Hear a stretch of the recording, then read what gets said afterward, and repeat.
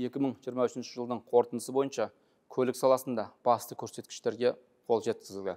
Аталған сала бойынша нақты өсім 7% құрап отыр.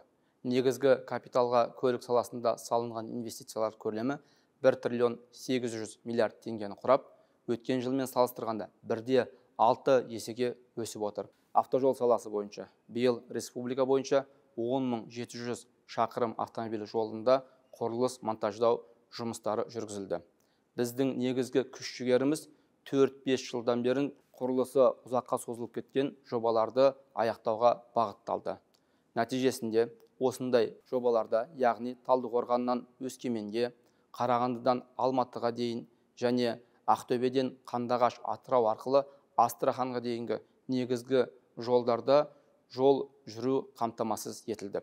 Осы жобалардың арқасында 856 шақырым жолды толығымен іске қостық және 1000-нан астам шақырым жолда жүру мүмкіндігін аштық. Барлық ауыспалы, яғни көптен бері құрылысы созылып келе жатқан жобалар алдағы 2024 жылда толығымен іске қосылатын болады. Және одан кейін 4700 шақырымды құрайтын жаңа жобалардың құрылысы кезең-кезеңмен басталатын болады. Теміржол саласына тоқталатын болсақ, мемлекет басшысы елдің көлік әлеуетін дамытуға, оның ішінде транзиттік жүк ағындарын ұлғайтуға ерекше назар аударып отыр. 2023 жылдың 11 айында транзиттік тасымалдау көлемі 19%-ға ұлғайып, 24 миллион 800 мың тоннаны құрады. Контейнерлік транзит саласында да оң динамика сақталады. Көрсетілген кезеңде бұл көрсеткіш 1 миллион 180 мың 20 футтық эквивалентке жетіп отыр.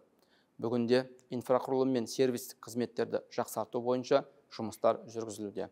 Атап айтқанда, Достық Мойынты учаскесінде екінші жолдардың құрылысы жалғасуда.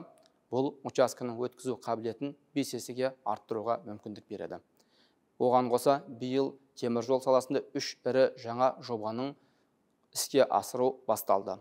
Олар: бірінші, Дарбаза Мақтарал Орталық Азия елдері бағытында өткізу қабілетін ағымдағы 30 миллион тоннадан тағы да 10 миллион тоннаға арттыратын жаңа жоба.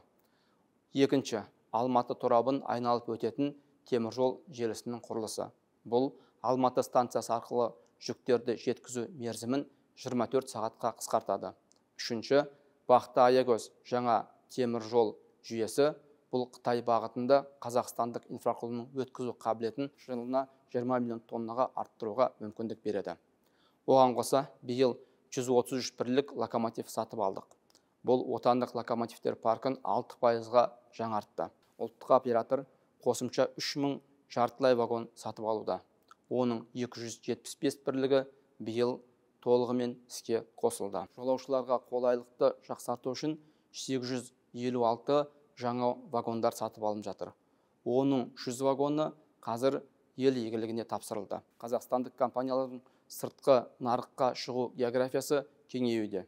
Өткен аптада Қытай Халық Республикасының Сиян қаласында терминал ашылып, ол өз кезегінде Қытайдан жүк ағындарын тарту жөніндегі бастамалардың жалғасы болмақ. Транскаспийлік халықаралық көлік маршрутының әлеуетін арттыруға мүмкіндік беретін Поти портында терминал салуды биыл бастадық. Биыл осы бағыт бойынша 2 миллион 750 мың тонна жүк тасымалданды.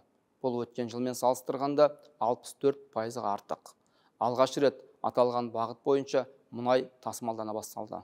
Осы бағыт бойынша жүк тасымалдауды дамыту мақсатында 2 Тараз және Лива мұнай танкерлері сатып алынды. Сондай-ақ биыл Құрық портында Абу-Даби порт компаниясымен бірлесіп астық терминалы іске қосылды. Қазақстандық әуе компаниялар рекордтық көрсеткішке қол жеткізіп отыр. Яғни биыл жолаушылар тасымалы 13 миллион кісіге жетіп отыр. Отандық әуе компаниялардың әуе кемелерінің паркі 89-дан 99 бірлікке дейін ұлғайтылды. Олдағы сыйымдылығы 12 мыңнан 15 мың орынға дейін өсіп, жалпы өсім 26%-ды құрады. Жеке инвестициялар есебінен Шымкент, Қызылорда, Алматы қалаларында 3 жаңа жолаушылар терминалының құрылысы айтарлықтай тездетіліп отыр. Биыл өнеркәсіпті дамыту қоры арқылы жеңілдікті лизингтік бағдарлама бойынша өңірлердегі қалалық автобустарды жаңартуға арналған жаңа механизм іске қосылды. Нәтижесінде өңірлерге 2500-ге жуық автобус жеткізілді. Оның ішінде 774 автобус экологиялық таза көліктерге жатады. Бұл ел тарихында рекордтық көрсеткіш болып отыр. Яғни көліктердің, автобустардың тозу көрсеткіші 13%-ға төмендеп, 46%-дан 33%-ға дейін түсіп отыр. Халықаралық жүк тасымалы. Бұл бағытта да айтарлықтай оң өсім байқалады. Экспорттық, импорттық жүктердің жалпы көлемінің өсуі 22%, немесе 7 миллион тоннаны құрап отыр. Ал транзиттік тасымалдар тіпті 44%-ға артып отыр және 3,6 миллион тоннаны құрады. Отандық тасымалдаушылардың халықаралық тасымалдағы үлесі 5%-ға артып, 47%-ға жетті. Жалпы парк 2000 бірлікке ұлғайып, барлығы 9000 автокөлік болды.